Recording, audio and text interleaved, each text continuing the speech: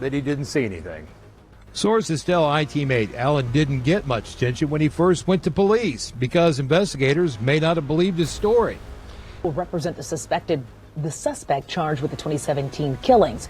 They are Logansport attorney Bradley Rozzi and Franklin attorney Andrew Baldwin.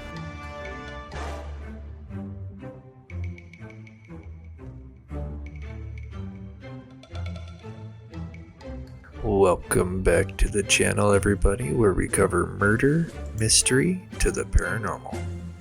So Richard Allen, who has been charged with 2 counts of murder and recently wrote a letter to the courts begging for a public defender, has now obtained legal counsel.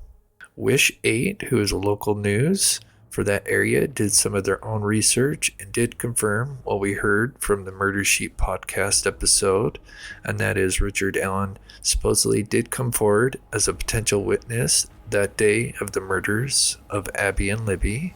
They say he admitted to being there that day, but saw nothing, according to Wish 8. Sources tell us that Richard Allen had gone to a state conservation officer shortly after the murders. He told the officer that he'd been in the area that day, had even been out on the bridge, but he told the officer that he didn't see anything.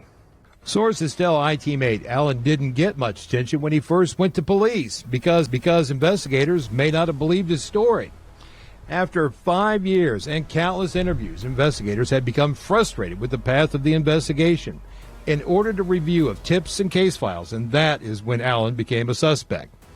They also confirmed that what led law enforcement back to Richard Allen after 5 years was going over old tips and came across a file or documentation that led them to take another look at Allen.